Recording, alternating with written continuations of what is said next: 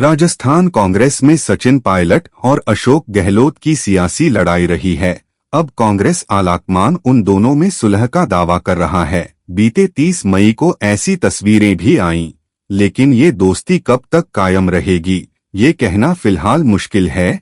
केवल गहलोत पायलट में ही 36 का आंकड़ा नहीं देखा गया, बल्कि पायलट के पिता यानी राजेश पायलट की भी गहलोत से नहीं बनती थी। सीएम गहलोत और राजेश पायलट दोनों ने ही एक साथ राजनीति में कदम रखा था। दोनों की ही राजीव गांधी से अच्छी बनती थी, लेकिन दोनों में 36 का आंकड़ा था। 1993 में जोधपुर में भी कुछ ऐसा ही हुआ था, जब राजेश पायलट और सीएम गहलोत की कड़वाहट खुलकर सामने आ गई थी। दरअसल राजेश पायलट उस समय केंद्र में संचार मंत्री हुआ करते थे। उन्हें जोधपुर में मुख्य डाकघर के एक भवन का उद्घाटन करना था। उस समय गहलोत जोधपुर के सांसद हुआ करते था। गहलोत को उस कार्यक्रम का न्योता नहीं भेजा गया, जिसके बाद गहलोत के समर्थक नाराज हो गए। कार्यक्रम में उन्होंने सीधे राजेश पायलट से पूछ लिया कि हमारे सांसद कहाँ हैं, कहीं दिख नहीं रहे। इस पर राजेश पायलट ने कटाक्ष करते हुए कहा कि यहीं कहीं होंगे बेचारे गहलोत। राजेश पायलट और अशोक गहलोत दोनों राजस्थान से ही आते थे। उनमें तमाम समानताएं थी, लेकिन फिर भी शायद दोनों को एक दूसरे की सफलता खटकती थी। गांधी परिवार का वफादार होने के चलते गहलोत को उसका इनाम मिलता रहा।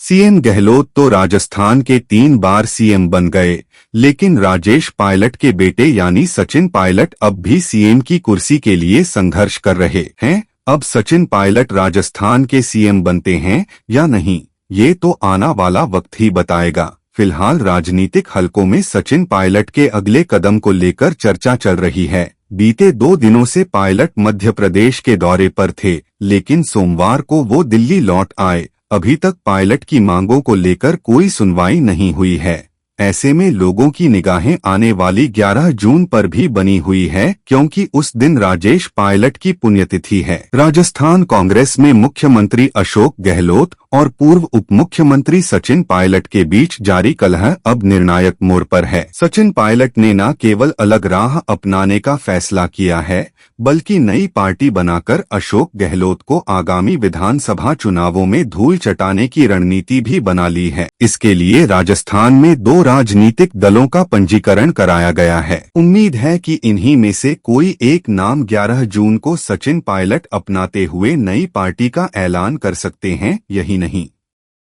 राजस्थान में अपनी जमीन को मजबूत करने के लिए सचिन पायलट रथ यात्रा निकालने वाले हैं। इसके लिए नई पार्टी के संभावित नाम के आधार पर रथ को भी तैयार करने का काम शुरू कर दिया गया है। सचिन पायलट के इस फैसले से चुनावी साल से गुजर रहे राजस्थान की राजनीतिक हवा में अचानक गर्मी बढ़ गई है। बताया जा रहा है कि नए फैसले के साथ ही पायलट ने अपने क्षेत्रीय संगठन को मजबूत करने के लिए दिन रात एक कर दी है। माना जा रहा है कि वह 11 जून को नई पार्टी का ऐलान कर सकते हैं। फिलहाल उनकी पार्टी का संभावित नाम प्रगतिशील कांग्रेस हो सकता है।